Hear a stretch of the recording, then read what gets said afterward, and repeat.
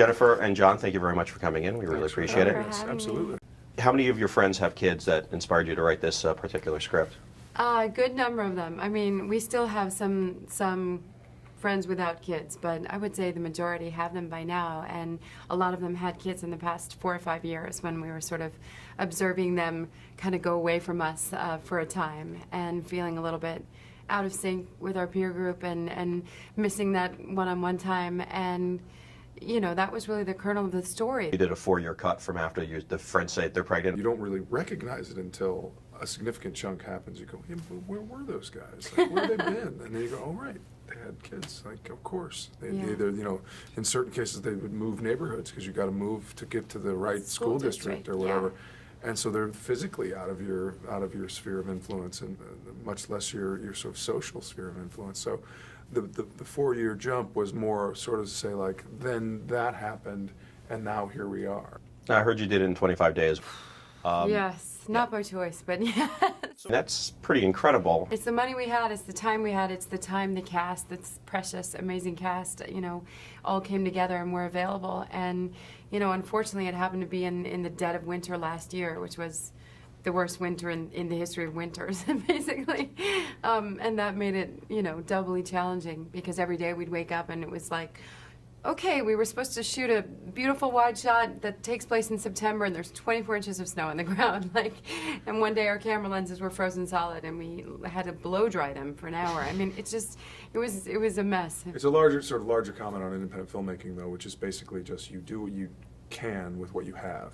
We also luckily had the world's most wonderful DP in Will Rexer, and he and I think were on rooftops legally and illegally together for about 18 months. And jump out of a passenger van, set up a tripod in the middle of the street in the middle of the street with oncoming cars. I mean, like, Christmas shot, we got to get this, like, you know, lock it up. You know, a thing. And we also had Kate Dean, who's a wonderful producer who was able to, you know, call in favors. I'm assuming that you guys kind of knew you were going to be doing it first? Yeah. And then how'd you put the rest of the cast together? Literally the day she finished the script, we said, let's get some people together and read it just while it's fresh. Let's see what it sounds like, you know, if we have anything or if it just is a mess.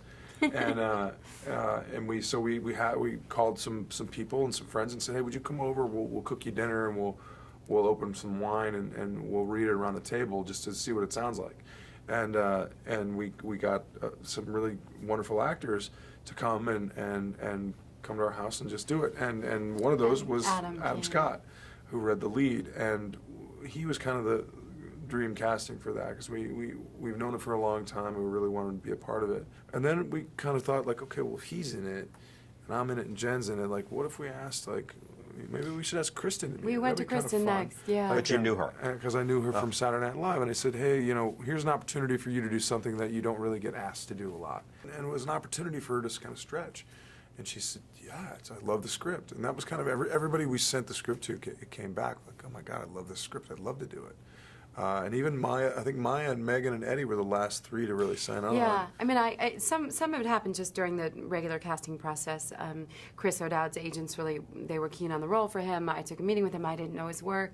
He's the most charming man on the planet, you know. Then he auditioned for us with an American accent, and that was done and done. And I took a meeting with Megan and didn't know, you know, much about her other than the persona, and I found this smart, witty, sassy, funny, irreverent young woman. It was a great opportunity for us, obviously, to have her join our cast, and I think for her, she hadn't really had the opportunity to do comedy, and now she's doing more and more of it, which is cool. I think there was sort of across the board this idea that we all get typecast all the time, you know, including Adam.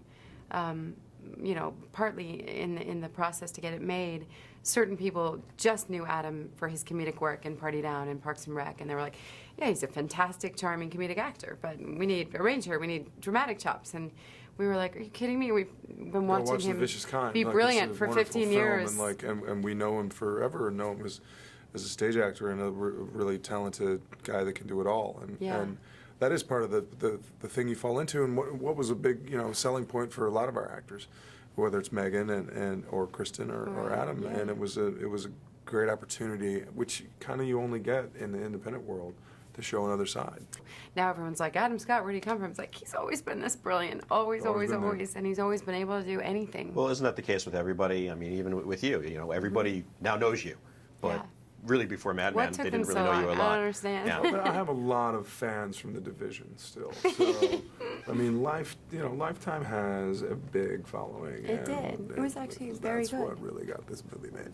This was your first time directing. Yeah. Did you storyboard a lot of it out? How did you prepare for it? Well, I was terrified, and again, Will Rexer was such a great partner and collaborator, my cinematographer, and he was endlessly patient with me and generous with me, fielding questions 24/7, and we would look at so many films together and sort of find visual references. And you know, dealing with actors was the part that felt natural to me. I know how to talk to actors and what actors need to feel safe and cared for and comfortable, but everything else was just like steepest learning curve imaginable. And we would sit and look scene by scene, and I would act out all the parts and be like, and then I want to flurry, then he comes from here, and then there's a thing, and then you call upstairs, and then a door comes, and he comes out of the bathroom, and and acting out all the parts, and then talking about how we could possibly cover that in the short amount of time we had, to do that scene or whatever. And then we would watch, all of these.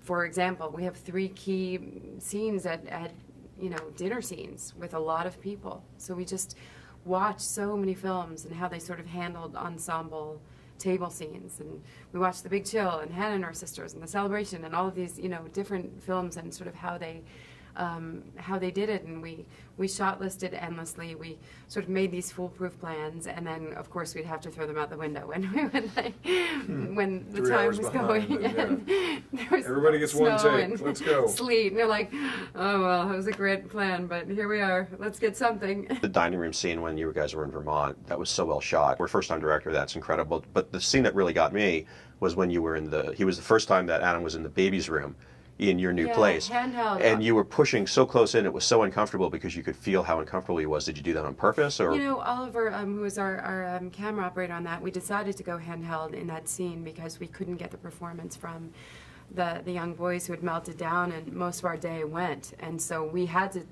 make that decision on the fly to be handheld because we had no child it was just me and Adam framed out. And in a way, we kind of thought it had a nice gritty intensity to it, that fly-on-the-wall feeling. So it became kind of a happy accident. And then we ended up shooting all of the stuff in Julie's Brownstone that way, including the tantrum scene, which we shot after, even though it came before. And a big part of that, too, is the nature of shooting on location in New York City. I mean, you're in these apartments that They're are tiny. yeah. And you can't get a dolly in there, and you can't get sticks in there, and you just have to kind of, poor Oliver was contorting his body into shapes Yes. that no human should have Very, to. very agile.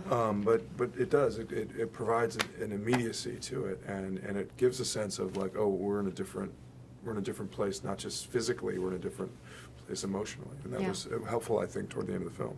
And also the Vermont dinner scene. I mean, we had 3 cameras that day, and we just kept changing the angles, and it was sort of like this long run of a one-act play. We just kept running it, and I always had one angle on Adam or John, no matter what, and then we sort of made our way around the table. it was so well shot.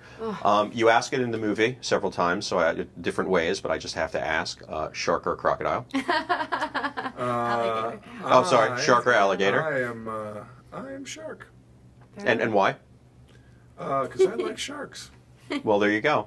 And shark or alligator? I actually am the person who is terrified of the ocean, so it's not going to come up for me. Seriously. I don't want to swim in the ocean. But You if make you're in the a actual plane, point. I know, But and the plane goes down, I know, I do so make that you point, you but have to. I think that You have to I answer. think You have to I- pick one or the because other. Of my Mitigate nature, risk to zero. because of my nature, I think I'd have a heart attack as we start to go down. That's not the That's option. that answer. That's not the option. Then I would go with shark also. See, it's This about is why love. we're It's together. about love. This is why the two of you are together. Well, thank you both for coming in. I appreciate Thanks it. for having us.